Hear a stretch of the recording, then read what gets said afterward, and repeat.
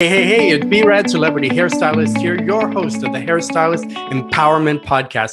Today, we have an exciting guest, Andrew from Goldwell. So if you haven't heard of Andrew, he's going to tell you all about himself, but we're going to get into that later. And so if you like, subscribe, share, we'll start right now. So I want to say welcome, Andrew. Please introduce yourself and tell us a little bit about your background. Brad, thank you so much. And again, congratulations for creating this platform for all of us to share and be passionate about what we do. So thank you. Myself, and my name is Andrew de Camara. I was born in Mississauga and still am here. But from the age of about maybe grade 10, I just knew that I needed to be creative and use my hands. So thankfully, hairdressing started in high school and I just really never looked back. I had a very unique approach to becoming a licensed hairdresser. My journey was very unique. I had a very long apprenticeship, and I still am a very big advocate about the benefit of apprenticeships for hairdressers in their growth stage. Furthermore, in my career a little bit, I ended up having the luxury and chance to be in a couple of educational roles for some brands. And I just really enjoy education.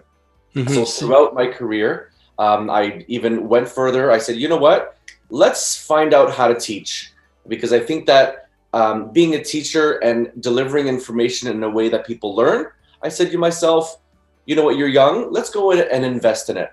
So I took a chance. I was in the middle of my career, just starting up. I said, you know what, let's do it. So I left my full-time job, and with everyone's OMG, we're saying, Andrew, what are you doing?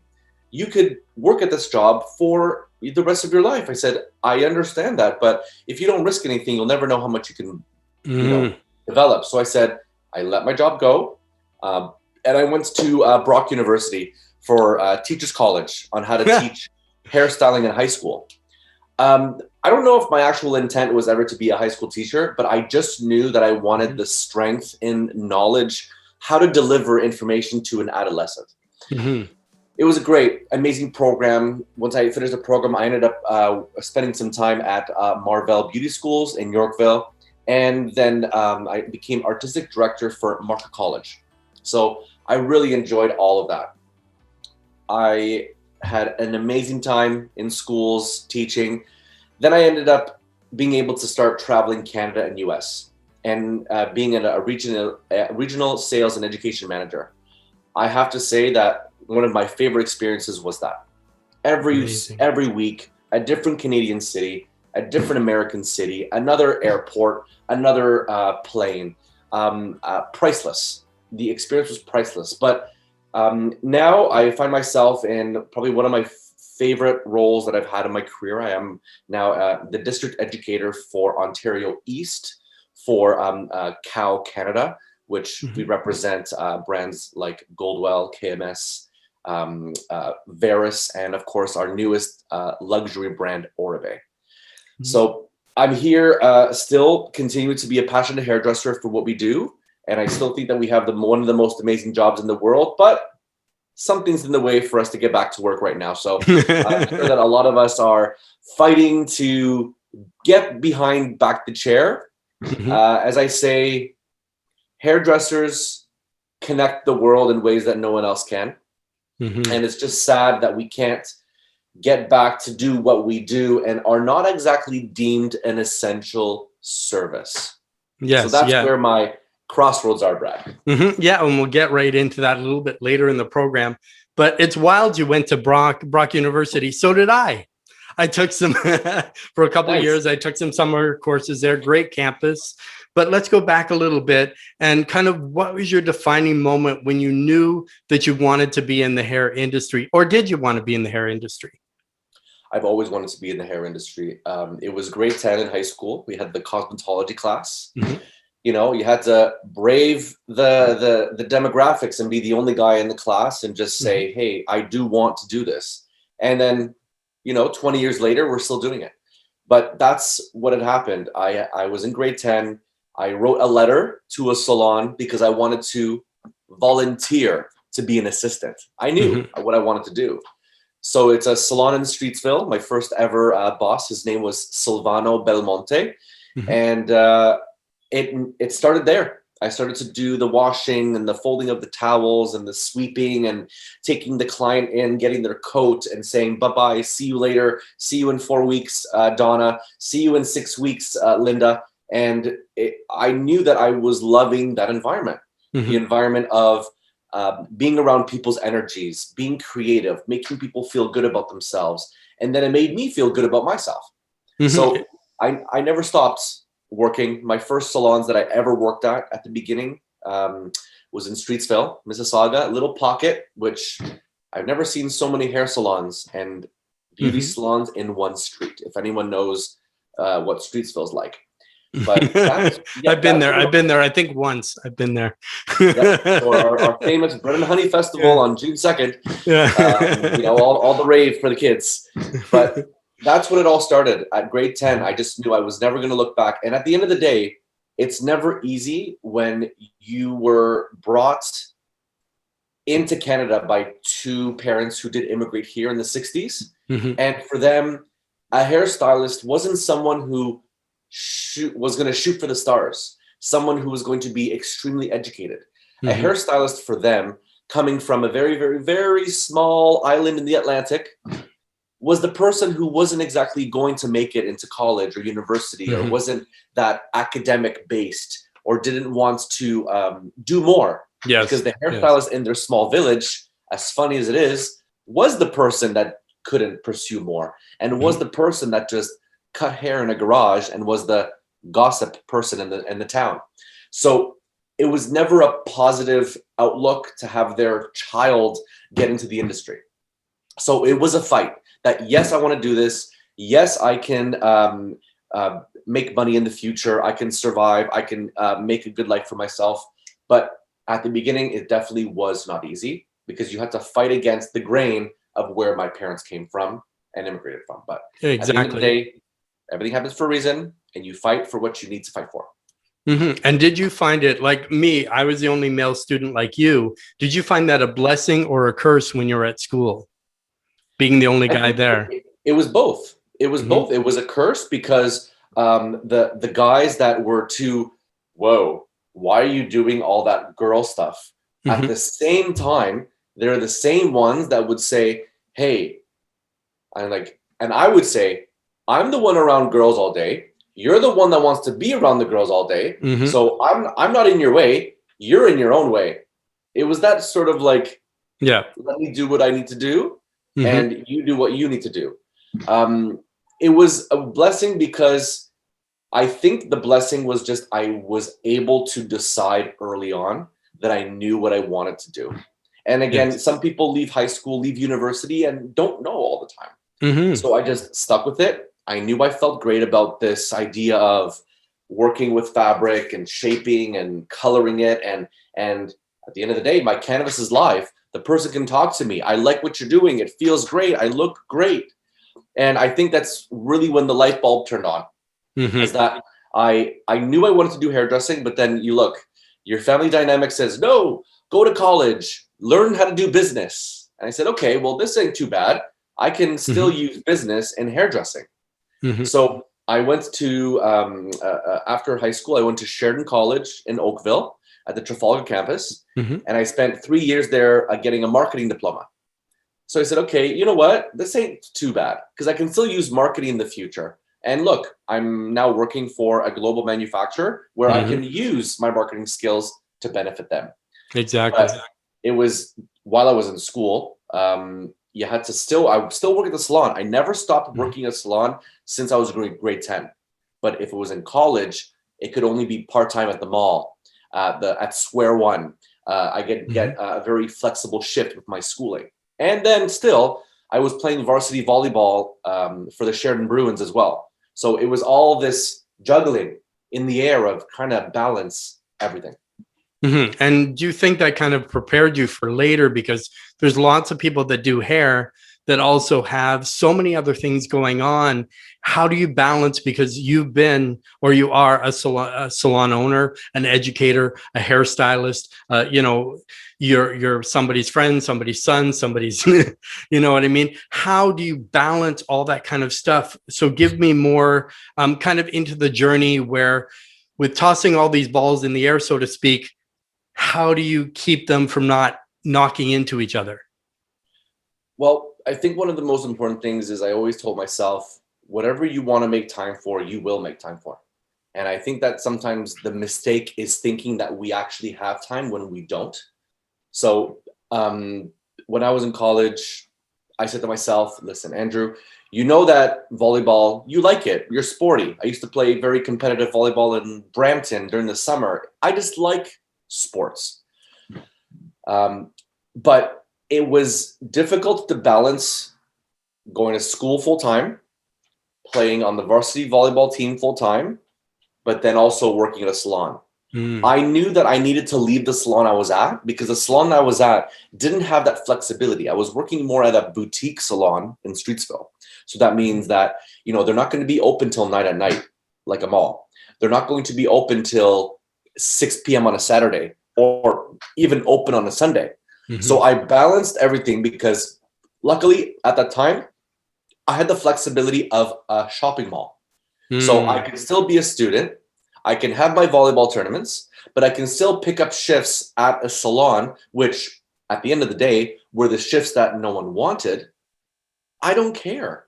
I never cared about the kind of work that I ever did, where I ever worked, because at the end of the day, my parents really didn't have the greatest job that they wanted to because of their language difference. But you went and worked, you made it happen anyway. Because at the end of the day, if you really want something, you're gonna do it. You're gonna find a way to get it done. You're gonna find a way to do the things you want to do, because when you're passionate about it, no one's gonna stop you. So it was a difficult journey juggling everything, but finally when college finished, I was able to work full time. And that's when I started to now develop that all the years of my apprenticeship. I stayed at I was working at a salon in Mississauga at Erin Mills Town Center called Latitudes. You got to have attitude to work at Latitudes. Yeah, I was there one day. One of those situations. So I spent about 5 years within the mall. And again, the organization had multiple salons in the mall. So I was an assistant at that time. And if they needed an assistant at that salon, I'd go walk over. They needed a wash or a toner. I'd come back to the other salon, do a wash. The other salon called me and I would go. And I just figured that they knew I was going to really be a hairdresser.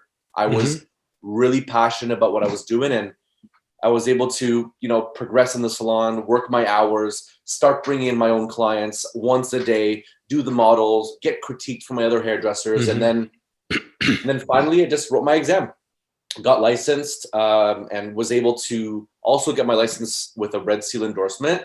But during those times, I was working alongside 2 amazing women. And I was sitting before our Ontario College of Trades was closed, was disassembled or crumbled like a cookie, as we could say. I was working alongside 2 women, Tanya Hill and Debbie Dunsey. We were finding out that, even in the College of Trades, there were people trying to go into salons and make sure you're licensed and making sure that hairdressers were working and put in the work and got licensed like other hairdressers would be. Yes. And I even think that back then it was an issue. And I've always felt that going along this industry, it's always been an issue, and a twofold. You have a lot of people who are just trying to find a loophole, an easier way, a break.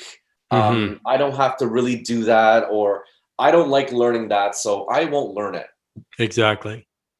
I'm going to share an experience. And it's because millennials want to, and again, I am one, but I maybe work differently, but you're not going to get on the floor right away. It doesn't happen like that. I never applied a toner until I swept like I worked at a hotel, and I folded towels like I worked at a hotel. There was a process. And I didn't touch someone's hair unless I could keep the salon organized. And then finally, I could start touching some people's hair. Mm-hmm. But I never expected that I'm done hair school, put me on the floor. It's not even like that. You just finished hair school and you just learned the baseline of your knowledge. That's just like step one. Okay, now we're going to go on again. I've always believed when you leave hair school, you relearn everything. Mm-hmm. Exactly. A different way. I believe exactly, because it takes 3 to 5 years to start to get good. Even when I left school and had my license, I still assisted somebody for 2 years with my license, still learning, still growing under Sassoon system. So once you learn a system like that, it's very precise. So if there was 5 of us in a row, that model could go to each single person. Each stylist could pick that hair up and know exactly where that last stylist left off. Where I think that's another thing we can probably get into, but it's mentorship, because we don't have a lot of people that really mentor.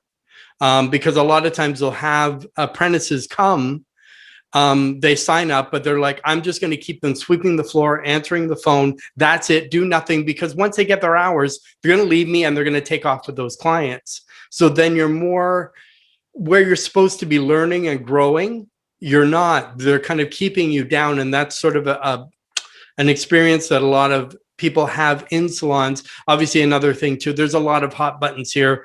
You know, we may touch, we may not, but that's the same sort of thing. There are a lot of people in salons that don't have licenses or work in Ontario that aren't Ontario licensed.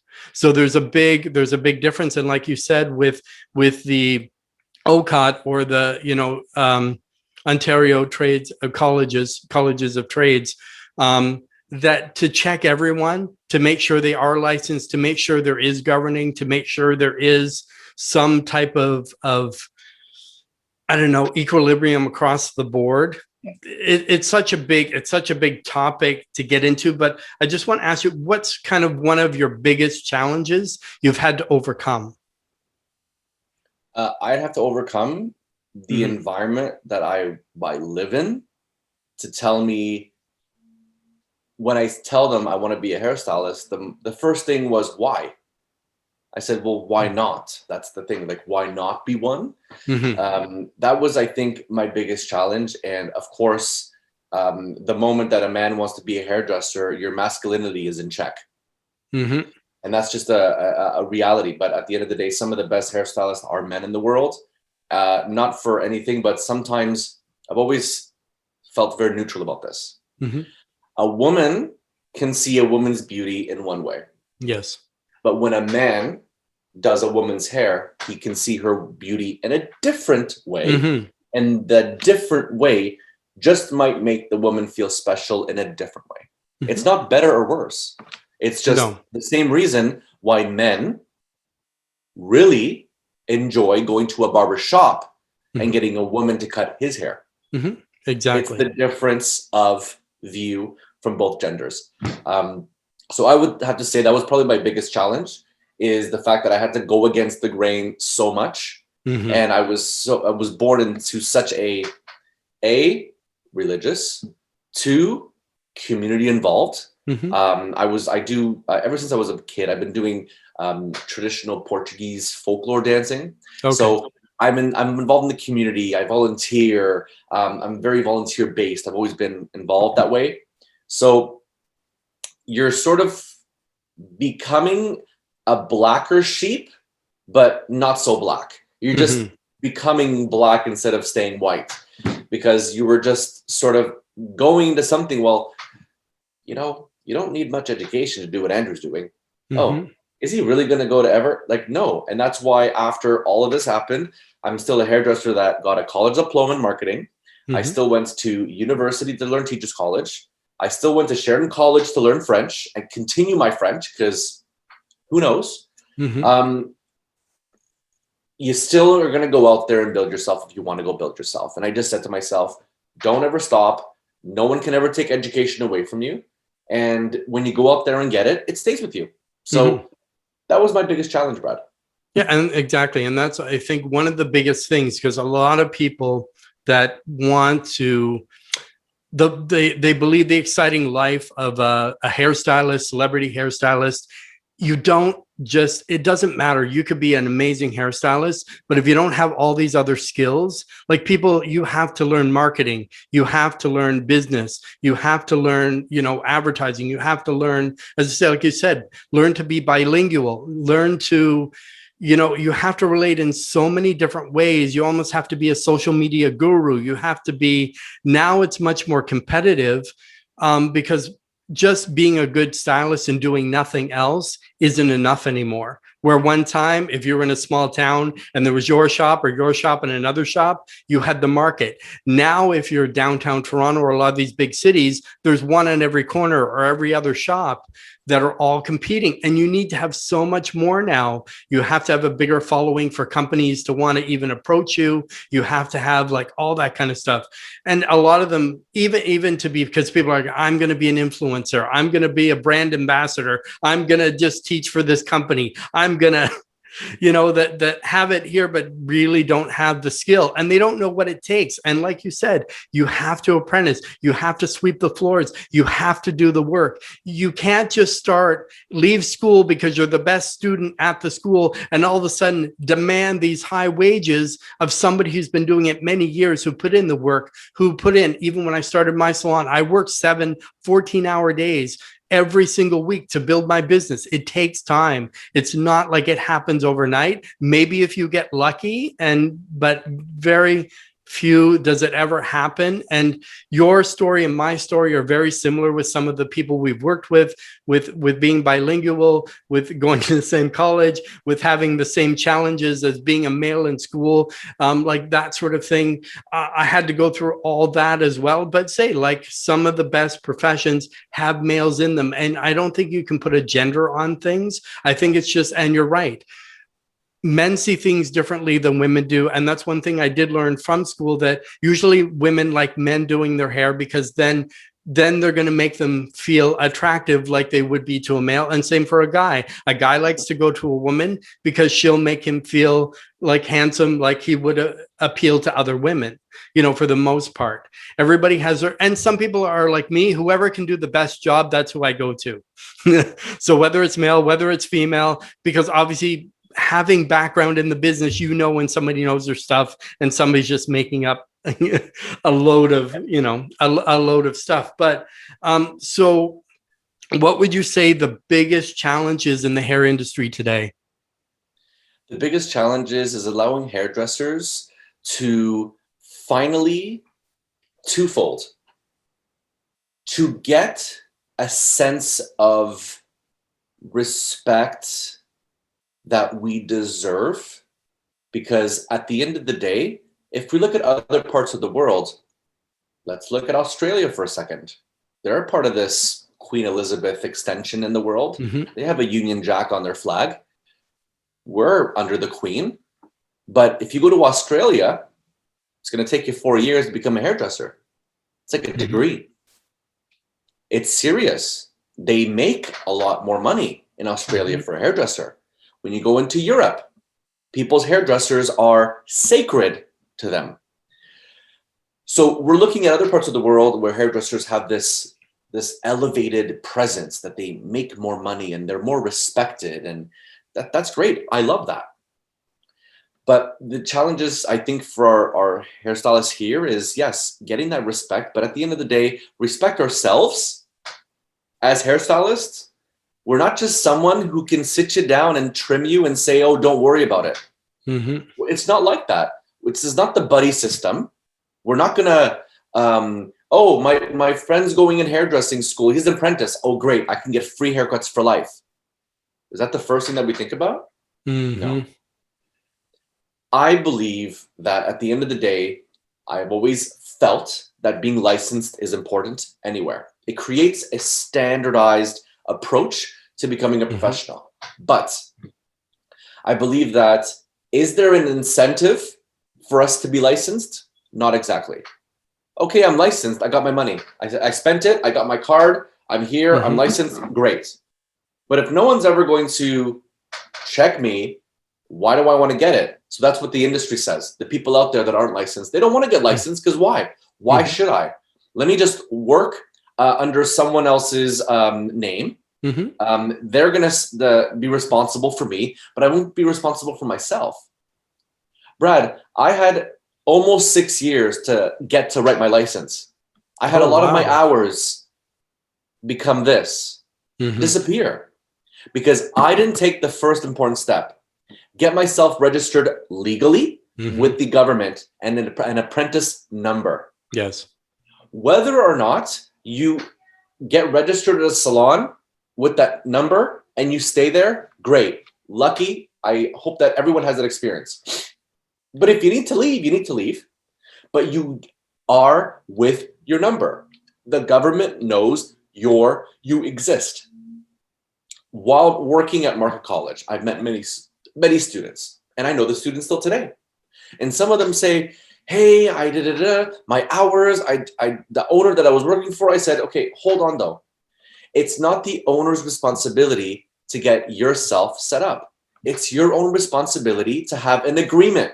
Don't start working Mhm. somewhere unless the person that you're working for is going to agree to support you. If Mhm. that ain't happening, find another place." But this is the problem. That hairdresser won't want to go search. They found a job. They can Mhm. get some money. They don't mind doing how do I say, the rigmarole tasks, Mhm. coffee and Timmy's and jackets, and charge the phone and take the shipping boxes when the very young girl can't even lift the box of 20 pounds, but it's okay, she can do it. Mhm. There's a lot of that. So I don't know if there's going to be finally a way that if we are licensed, that there can be an incentive back. Maybe if hairdressers united enough, that we can have sort of, how do I say, group health benefits for all of the Mhm. hairdressers that work in rent suites and have their Mhm. own independent businesses that don't have the same volume that other salons have. I think at the end of the day, sure, I agree with licensing. I agree that everyone should go through some type of process to have an equilibrium Mhm. within the industry. But I believe that there should be an incentive coming back to the hairdresser Yes. on why we feel so important. Mhm. Where is this money going to? Is it just going to people to speak for us, but we can't really hear our voice? Mhm. Um, so that's where I think my challenge is. Mhm. We have a lot of hairdressers that want to be licensed, but they don't really need to be licensed because they can live comfortably.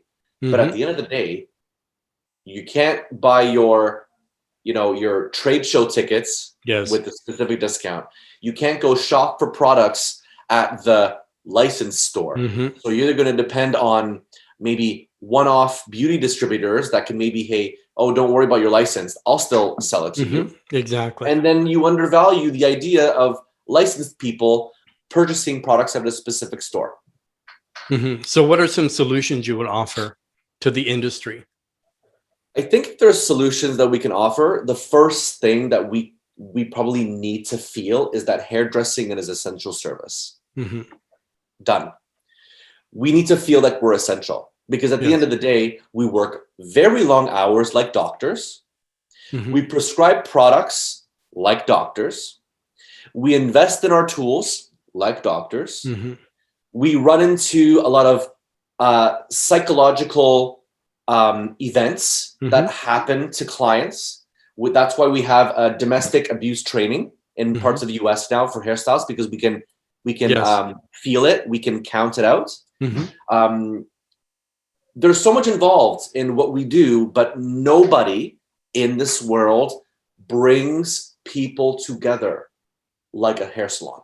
Mhm. And that's the abstract level of respect that we need to get, but it's Mhm. not being given because we're just a shop. We put people in a chair, we do a trim, and it's not like the entire basis of training for hairstylists was in Mhm. sanitation, disinfection, Yes.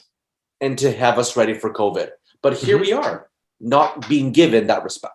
Exactly. And we're trained. Like when we go to school, we study bacteriology, we study like cleaning, sanitation, all that kind of stuff. We already know that before we even go into our trade, into a shop. We know how to do that. We're there to spot any kind of disorders in the skin, in the scalp that sort of thing as well. So we can see when somebody may have cancer or may have something, even though we don't prescribe, but we can recommend they go to a dermatologist or somebody. Yeah. But at least, and I've heard that before, where a hairdresser caught somebody's, cancer before it became something. They had it removed, That's me.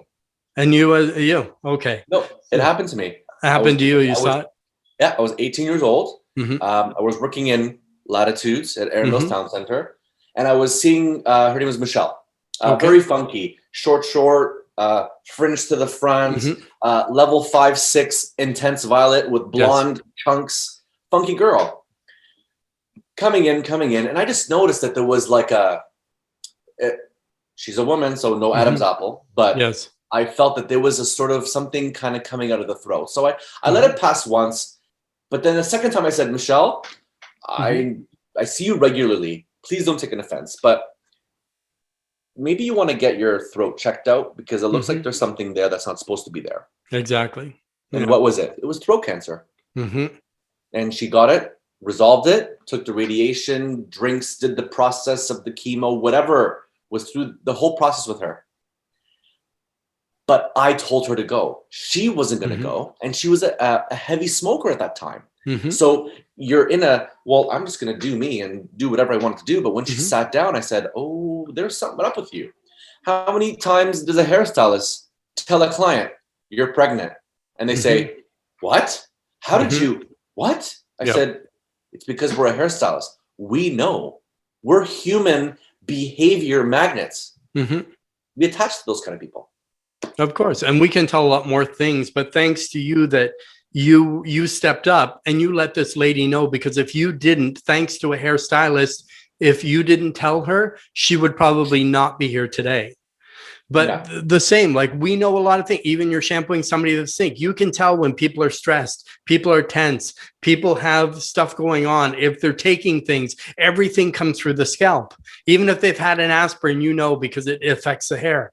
There's lots of things that we have that, and that's the one thing in the industry. People think that being a hairstylist, hairdresser, hair cutter, hair artist, whatever title it is, that it really doesn't take a lot of skill.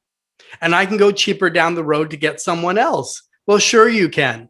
Or I can watch and I can do it on YouTube. I can order my products on Amazon. I can do all that. But the thing is, you're paying for skill, and everybody wants to know about price. And that's kind of one thing that we don't have in our industry is a standard pricing across the board. But I also don't think there should be, because my skill and my level is different than your skill and your level. Where you live, where I live are different. Your clientele is different. Being an owner, being a master stylist, being a celebrity stylist, being an educator, being a platform artist, that's different than somebody just out of school. That's different than, or somebody who's been doing it 30 years. But if you've been doing hair 30 years, but have never trained, you're doing the same thing every year for 30 years, where other hairstylists, they're doing online education. They're doing, they're going to shows. They're going to, when we could go to the bigger shows and have the Toronto ABA, or also in the US, they have Premiere, and they have some different shows that are going on all the time. They have the Chicago show. They used to have Montreal shows, which they don't anymore. But there's a lot of education that you can do. And say it doesn't always have to be in hair, but sometimes just in even people skills and that sort of thing. But one of those platforms. So for you being a stylist, salon owner, educator, how do you find online education, and how do you find online education as a platform? Because I actually just saw you yesterday online teaching about a product we're going to talk in a little bit.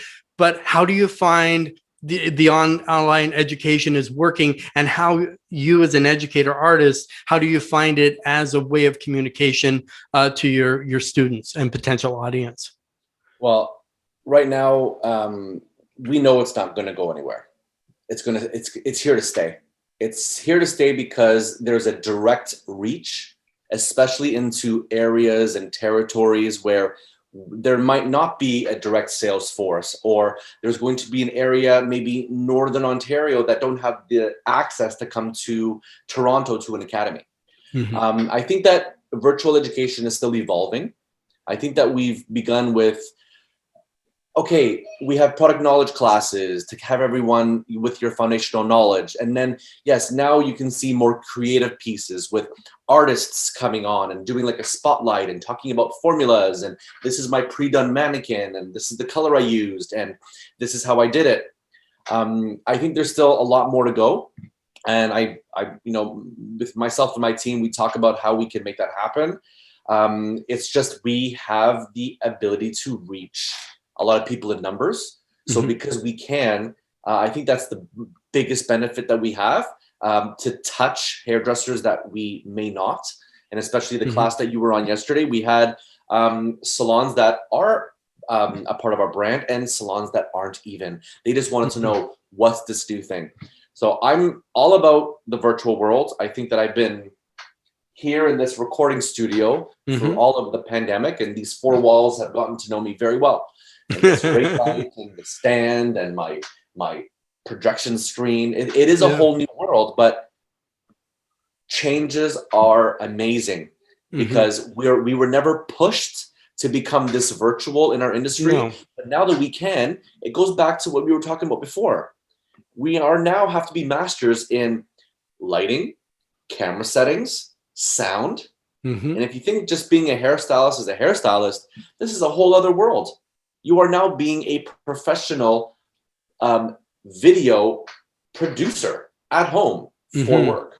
And I'm getting used to it, having, well, you can only see me, but then over here there's products, over here there's a mannequin, over here there's a stand, and it looks like a big wall of technology. I think the future is bright. I think the future is bright when it comes to the virtual world. I think that there's still a lot that we're able to do that we haven't done yet. But there will always be the disconnect from hairstylists that are the kinesthetic learner. They're all about the hands-on. Because there is a limit that, Brad, I can't kind of touch your hair texture from here and feel it, There's that one drawback. But we know that this whole COVID and the vaccine world hopefully can change this year, because it's unfortunately, I find that these lockdowns and stay-at-home orders do more damage than good to us humans. I find that I can go a whole day inside the house and say to myself, I need to go outside. Like, I need to actually go for a walk and get some other oxygen rather than just being in the house.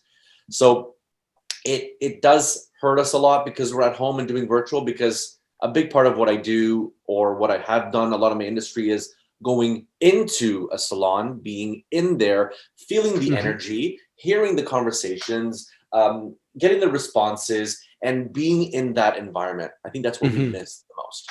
Yeah, of course. And it's a great, because, most hairstylists are resilient, we're adaptable, and you have to adapt to change, especially with video. This is a great way that now hairstylists that being closed didn't have an income. This allows them now to be able to teach. And I find there's so many people now that want to teach.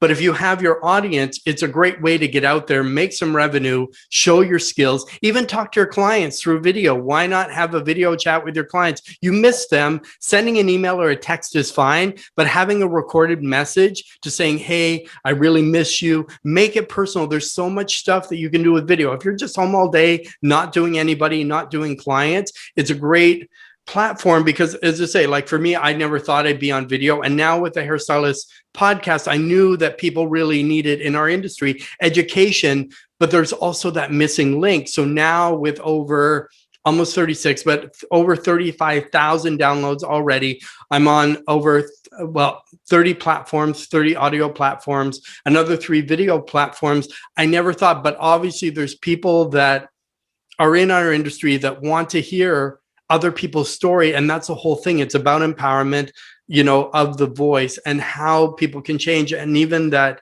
people are listening today, what Andrew's saying can also say, hey, I relate to him. I can adapt to that. I'm not the only one. And I'm amazed already just listening how very similar Andrew and my stories are really aligned. Same sort of thing, even down to the volleyball. I was actually volleyball champion in school. Well, Doesn't mean I want to play now. in grade 9, I got a medal for volleyball, but I'm not here to talk about more. It's So okay. watching your online sort of presentation yesterday, you've one today, one tomorrow, but can you tell me more, like, what is this shape change service from Goldwell? Yeah, so extremely top line. So that if you're interested, again, you can follow my Goldwell Instagram account, is where I keep everything of my position and my brand. It's Andrew DC Goldwell, all one word. And I'm Andrew DC on Facebook. What's happening is that a new type of service is coming, and we're still using perm ingredients, but they're not used in the same way. And this is the big breakthrough where we can offer shape change. It's not going to be the P word. We don't even use the P word anymore, because P word means commitment. P word means we broke down bonds and they're broken and reshaped. We're not doing that. It's a zero commitment type service where bonds are shifted and go back to its natural state after 3 months. So let's look at these are the two perfect clients are clients that have a hair texture that's more fine to medium, that can never hold a curl, that can never hold a style. You curl it half an hour, they flat. You blow dry, try to get some volume, you go outside, you lose it. It's a perfect styling foundation for clients that want to style their hair but have it hold and not go away. And of course, it's excellent for clients who may really enjoy that sort of beachy wave, to kind of maybe let it air go with a bit of product and let it kind of have that movement when you didn't have it. So I think it's great for us coming out of this whole lockdown, and when we go back to salons, it is something extremely new we've never had available. And I think it's actually very fun and it's very easy to do. The rollers look like those snap-on bracelets we had in the 90s. And again, it's just something new we've never had in the industry, just something very innovative. If you can talk for a minute about the Goldwell app. Oh yes, of course. So right. We have a Goldwell app, but it is not just an app where you can see pictures. It's actually very interactive. The Goldwell app has a direct link to our YouTube channel, where already New Wave was just launched February 1st, and there's already about 12 videos there from our global level that populate it. And aside from the New Wave being a new service, our color of the year 2021, it's Lilac Aura with Pantone. So again, very excited about some new things, but mostly very excited about a shape change service, and we're shifting bonds. So it's a whole new conversation. And I think people are looking for something new. They want something innovative. They want something different. Not everybody wants a perm. Not everybody, you know what I mean? It's not going back to those days where, you just curl it as tight as you can, gel her up and away you go. Or, obviously 80s, make it as big as you can sort of thing. Some people still live in the 80s. Exactly. Some clients are still there. Some clients are there and they love it, and that's what they want. But if you were going to talk to our audience, what's a nugget of gold you would leave for them? I would say, if I'm speaking to the audience, no matter what happens in our world, hairdressers have the best job in the world. I don't care what industry you're from. Like, I really don't. I don't care where you come from. We have the best job in the world. We touch more hearts than hair. And that's plainly something that should drive the options that the government is putting forward. Hairdressers didn't have any transmissions of this virus when we were working. We didn't have it. But then you're still going to have a warehouse like Costco open, where you have hundreds of people touching elbows and touching everything. I'm sorry, but did I miss something here? Small businesses want to organize themselves, book appointments, and respect, and they spent all this money investing, and now we can't do it. So if I'm a talker, so I have to go rewind myself because I talked. So there you go. That's okay. I mean, obviously we're having a conversation. Yeah. There's no conversation without anybody talking. No, I said, hold on. I was on another idea. My right brain again.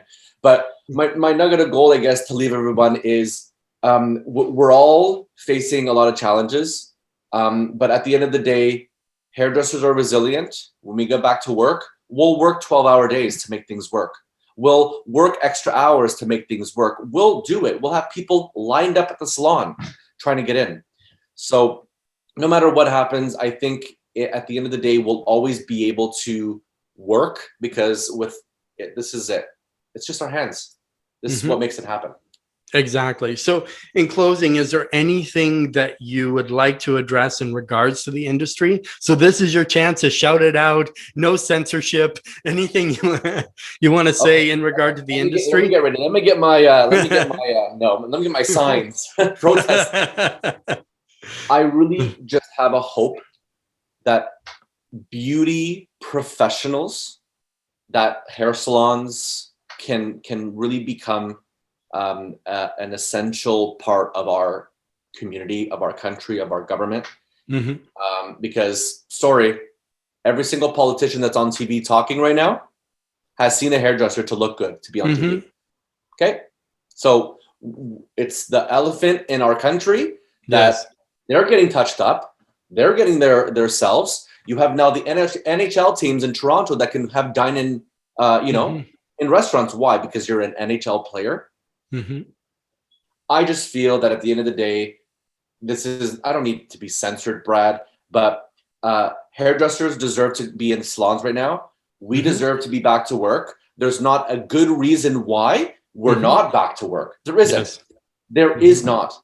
Fine. Peel, York, and Toronto are being kept back. Why? Because we're so problematic. We don't listen. We have people that go out, and we have young adolescents that are having parties in warehouses and having people with house gatherings of 22 people. Can't you just take a break for a while? If you stay home, maybe you stay alive. You'll still be able to meet. Listen, the ranting that I have is we all need to do something that we've never done in our lives on a daily basis for a little bit of time. That's where we are. We've never done this. Exactly. We've never been through a pandemic. Even people that are 100 years old have never been in a pandemic. So it's new for everybody. Exactly. But we just have to get used to doing something we never have for a while. And if your business is closed, get online and start a business. Sell something online. Sell something for yourself, because everyone can do it and everyone can create an income. You just have to be creative these days. Yeah, and I think that's really it. Like, use this pandemic to learn to become independent. Don't be dependent on something else for your income. You be the one. And if you need 7 different streams, and that means being an online educator, that means selling products, that means becoming an affiliate for a company, if that means whatever it means, creating your own digital products, creating your own classes. There's so many ways that you can create income that's going to sustain you. So if your doors close or you get laid off from work or something happens, you're not now worried, what am I going to do next? Because I'm in a lot of these groups, but everybody's like, did you get your check yet? Did you get your check yet? That's all they're talking about. They're not talking about solutions, about what can I do so I don't have to apply for money. And a lot of people are applying for money that don't really need it. And it's, that sort of thing. But why not make yourself that you are sustainable? If you want to be essential, be essential. Show that you are essential. Don't just say, okay, we're closed, that's it. No, you know what I mean? You really have to have a voice. You really have to have a voice. And in some upcoming, one of them is OPA, which is the Ontario Professional Hairstylist Association, which I'm going to have coming up. But even if you go to their, it's not really to plug for them, but even if you go see them on Facebook, check out their stuff. They have the stats. Hairstylists were under 2%. You know what I mean? So the numbers are there, and we do need a voice, and we do need to unite and come together and be one. Be one. Get yourself educated, get yourself licensed, get yourself with a proper protocol so you can open. There's so many people that spent the money for the plexiglass, for the cleaning products, for the cutting their salons down to 50%, 25%, whatever was asked of us. But yet still there's people not complying, but complaining. You know what I mean? They're complaining rather than doing something about it. Yeah. Okay. And that's my biggest soft spot is that you had businesses, not only hair salons, let's not forget about the restaurants. Exactly. Invested and almost put their life savings in the restaurant to become compliant. Yes. To be shut down again. Where's the respect? Yes. Why are we opening back up? Because the government knows that they've made a boo-boo doing a lockdown? Is that where we are right now? You're trying to play rewind with our lives when some lives have been lost? It's not okay. But at the end of the day, I have even friends that have gone back to school. Yep, exactly. They don't know what their future is like. They don't know what it's like, but they want to plan. And while they're at home, they're like, you know what? Let me start doing some online courses. Let me start educating myself. Because like I said before on the conversation, no one can take education from you. No. So during this entire year, people can go out there, get a new certificate, open new doors, and boom, here you go. But you have to feel comfortable to make lemonade out of lemons. You can't just get lemons and be sour about it. No. Make lemonade. That's it. Exactly. Be proactive and do it. And that's what I've been doing. I have more certifications, but at least now I have that extra knowledge. And then, you know, and that's, say, it goes back to pricing. People say, well, what do you charge for this? What do you charge for this? Well, did you get the education behind the prices you're charging? You know what I mean, or not? Or I do a balayage and you do a balayage. I've never done a balayage before and I watched it on YouTube, hypothetically, and maybe you're a balayage educator. So of course our skills are going to be different, but why should I ask what you charge or vice versa when our skill level is totally different? If you don't do the training, you don't get the education, you're not proactive. And that's why I'm saying, if you're at home and you're a hairdresser and you're not doing anything, shame on you. Okay, I said it. Shame on you. You need to get yourself motivated, off the couch, out of your sweatpants. I know, I see you. Get out of your sweatpants, off that couch, get, even as I say, like Andrew did what he had to do. He made a studio and he did what he had to do. He got himself online. He works for a company now that uses him as an educator. He did what he needed to do. And the same, like all of us, do something. You can't have a voice sitting by yourself on the couch, waiting for a check to come and complaining about how hard it is. And look what's done to me. No, I don't think anything's done to you. Maybe it's done for you. Think about it that way. Maybe this stuff that's been happening is done for you because it's going to get you out of your rut and show you that you need to maybe assert yourself a little bit more. Okay, that's my... At home with a mannequin, bring your mannequin out. Practice something. Practice a braid on a Tuesday. Practice a bob on a Wednesday. Yeah. Maybe, who knows, get some bobby pins out, and maybe you want to do your, who knows, maybe you have a pin twist at home you want to use, Brad. Maybe you want to use one of those. But the same sort of thing, even if you don't have an audience and you're not an educator, that's fine. You do have a clientele. Why not show them what you've been doing, or show them little tricks at home? Hey, since you've been home, here's some, you know, here's a braid that you can do with your hair. So at least it's making them, at least doing it, feel a little bit better, and you're still connecting with them. You're not waiting to hear when you can open. You're actually being proactive by saying, hey, I care about you. Here's a little braid I learned. Even if it's a 3-strand, doesn't matter. It can be simple.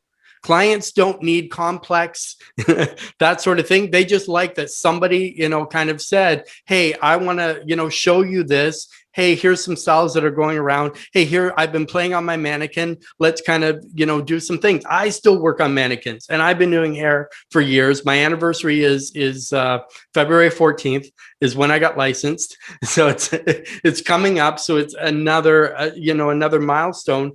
But so, Andrew, tell me, do you have any projects coming up, or what's the project that you're doing right now? So I know it's on the next couple of days. So this conversation should be out today on the audio platforms. So if they can still sign up, I'm not sure, or kind of what kind of projects do you have coming up? Right now, we have that. We've launched this new product called New Wave. and we're having invitation only online education. Okay. So if there's anyone who would like to attend, we have another one coming this afternoon and one tomorrow morning at 10 o'clock. So if you can reach me before then, by all means, I can send you the link. You can register and you can be invited to come in. But the project that I'm working on right now, I'm working on virtual education, my own, because why not? I have the access, I have the space to do it here. So myself, I'm just working on a virtual class that I could eventually use within my position. Yeah. Perfect. So if people wanted to find out more about you, what I'll get you to do is kind of give us your social media links again. So if somebody said, Andrew, I really need to get on that class, they could just message you and you could send them a link, or if they had any questions for you, or they just want to follow you and see what you're up to. Absolutely. Yes, you can definitely follow me. It's Andrew DC, like Washington, DC, but Andrew DC Goldwell, all together, one word. And you can follow me there, and I can definitely let you know how you can get involved with some of our online education. We have virtual education on the first and third week of the month on Mondays and Wednesdays. So this is all complimentary. So we have, I think, 8 classes a month and 4 classes weekly. So by all means, connect with me on Instagram. I'd love to invite you to our the education we have going on virtually. It is complimentary, so the only thing that we want you to spend is your time. So if you can, please reach me, and we'd love for you to join us. Yeah, that's awesome. So even if you're only listening, but if you're on any of the platforms, there will be a description about this video. I'll be sure to drop those links for Andrew in there as well. So Andrew, I want to say thank you. Wow, the time has just flown. It's been like almost an hour already. Well, we won't need an hour. Exactly, because I mean, we had to cut it short because Andrew is teaching today, and he's got to, run off to do that. Well, run off. Well, let's say turn the camera off, turn the camera back on. Yeah. But I'm sure, like most of us, it's to pee or not to pee. Should I go before or should I wait till after? Or wait? My life. Yeah. Wait for a break. But I want to say thank you so much, Andrew, for coming on and being part of the Hairstylist Empowerment Podcast. I know you're going to do amazing, and I know we'll probably do some projects in the future, which I'll talk about. Just because I kind of always get ideas, and sometimes it's nice maybe to do some spur of the moment stuff. Maybe we'll have some hot topics and maybe be a co-host on something, but we'll maybe do something and just kind of, go crazy. No censorship. There never is. I never cut anything out of these conversations. So I want to say thank you, everyone. Be sure to like, share, subscribe, follow, all the stuff to do. This is B-Rad Celebrity Hairstylist, your host for the Hairstylist Empowerment Podcast.